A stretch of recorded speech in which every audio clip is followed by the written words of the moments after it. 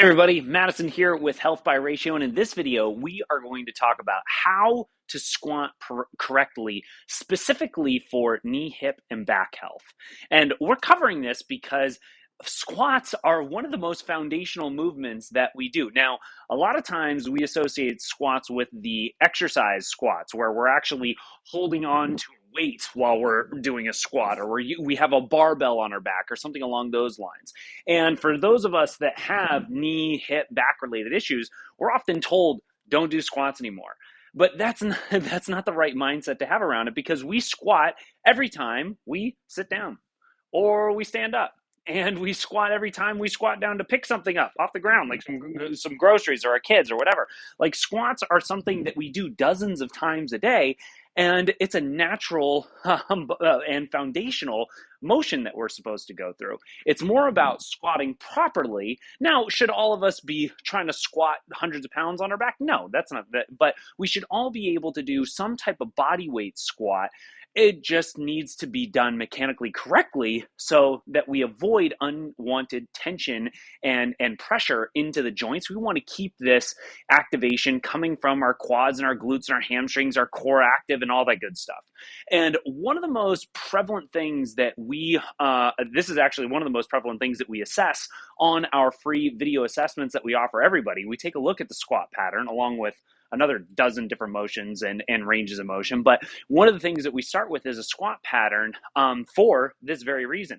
And one of the things that we see with our clients a lot, and something that you can assess yourself, is the ability to keep your feet straight and your knees in alignment with the mid to outside of your foot. A lot of us squat with our feet turned out, or one foot turned out more than the other. That indicates an asymmetry, which is really important. If we got one foot straight and the other foot turned out, chances are we're going to have a tendency to squat asymmetrically. We'll shift our hips off to the side. It might only be an inch or two. I'm over exaggerating it there, but it's good. We're going to have some type of lateral pull that can make impacts to one knee or one hip or one side of the back, and that needs to be adjusted. But many of us turn our feet out, period. And then when we squat, maybe due to some hip tightnesses that we also have a tendency to keep our knees narrow. So the knees go straight ahead while the feet are turned out to the sides. And what happens as we go down there in that squat, I'm going to make this look really ugly. Not everyone's squatting quite this bad, although I have seen some. When we're squatting like this, there's this moment where my knees are going inside of my big toes. My big toes are this way, my knees are this way. That is called knee valgus. It is a position that the knees really hate. It's also a position that really pinches the hips and the connective tissues that run through there, like the labrum.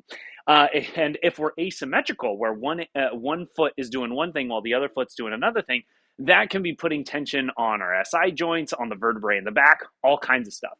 Also, when we squat with the knees in that way, it shuts off the outsides of our butt. The big important glute medius muscle turns off, which directly connects to our core stabilizers. There's a variety that they work with. And when those guys aren't firing well in the glutes, because we're going inward, we're relying more on the inner thighs, the adductor complex. When those guys aren't firing very well, that means that the core stabilizers aren't firing very well. So what does that mean in terms of above the waist? We put a heck of a lot more pressure on the back as we're squatting into that position. We might even round into it as we get to the bottom of this, and all kinds of ugly stuff happens at the vertebrae there.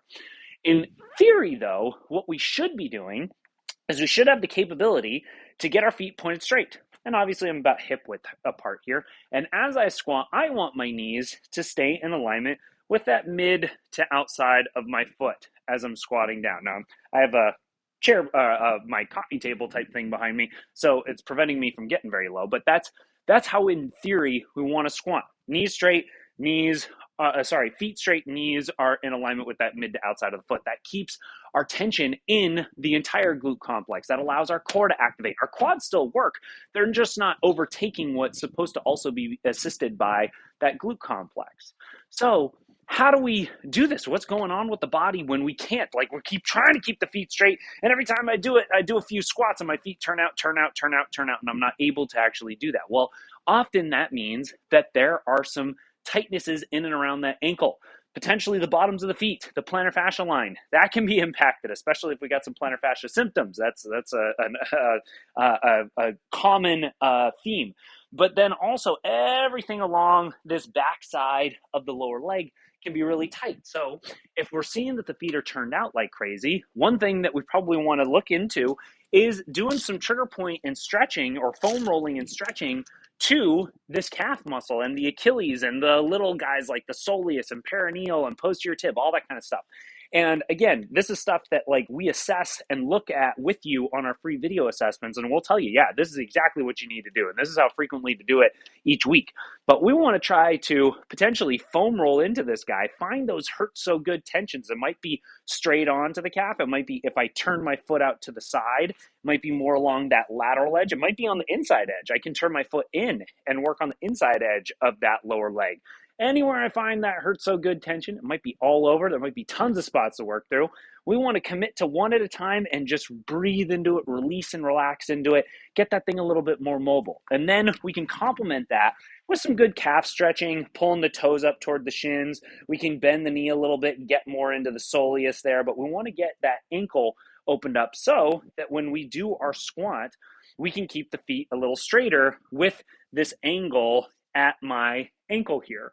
Now, big thing that people are always talking about is knees over toes. Now, knees over toes is pretty controversial. And for the most part, biomechanically speaking, we're actually allowed to have the knees over the toes and still have safe knees. Now, do we want the knees over the toes like this? No, that's bad. That's going to put a ton of tension on the patella tendon and the knee joint itself. But am I allowed to squat deep and get my knees a bit past my toes here and have them be totally comfortable? Yeah, this is totally fine here. So don't be so stressed about if your knees are a half inch or an inch past your toes as you go into it. That's actually not a bad thing. Now, do we want to have our knees in that position and load 500 pounds onto our back? Yeah, that's where it gets a little bit controversial. But in general, day-to-day body weight squats, that's totally fine. That's actually ergonomically great for us.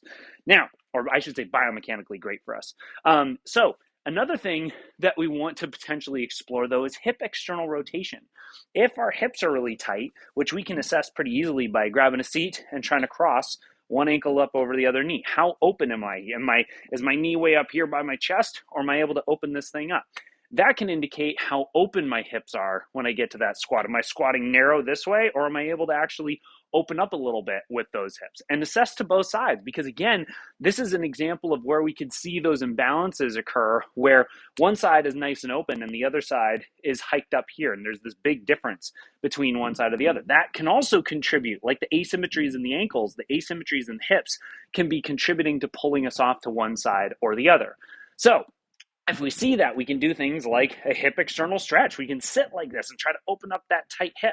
We can also roll out areas like the piriformis, the outside of the butt, and or the TFL, the outside of the hip. So we can kind of get into this piriformis and roll this guy out and find those hurt so good tensions. Or we can lay more on our side, right at the side of that hip bone, right on the meat there, and we can get into the TFL and mobilize these guys, scrub them out, and get that gunk out of there. Now comes retraining the body how to squat correctly.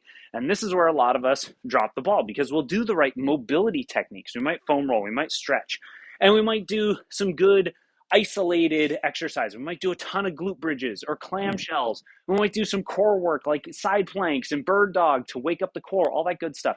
Those are all great, but did they teach us how to squat better?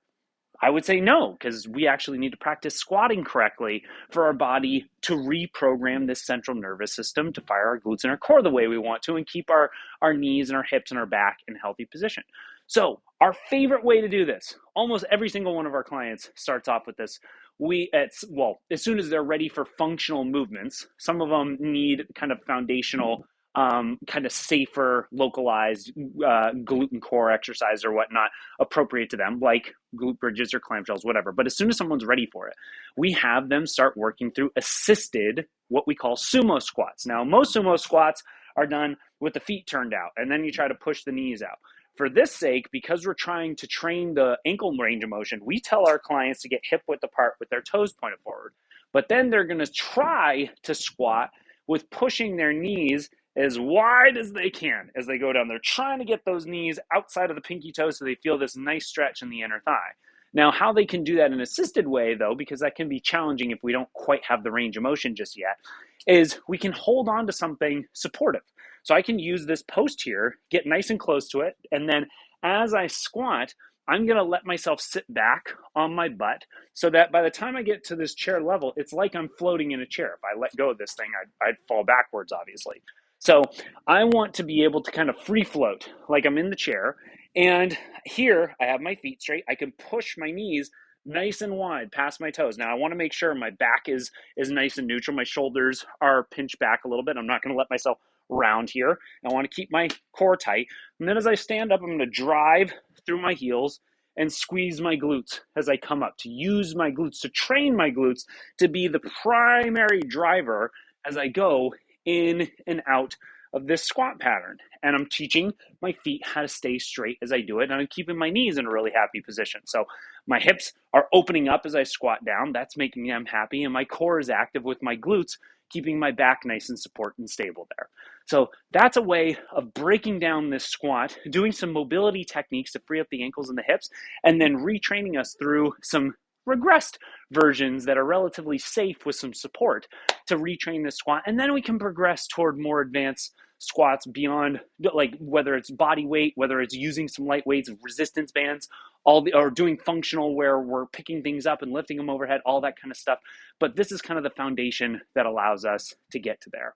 So guys, if you aren't already, feel free to subscribe to our channel or follow us on Facebook so that you can see this weekly content. And if you're interested in getting some free coaching from my team and I, check out the link below this video where you can gain access to our calendar and pick a time that works best for you to connect with us over a free video assessment. Actually, you'll get 2 free calls with us, and the second one will be a free video assessment. We'll take a look at how you're moving and create a game plan together on what you need to do to get moving back to full range and stable motion. Talk soon.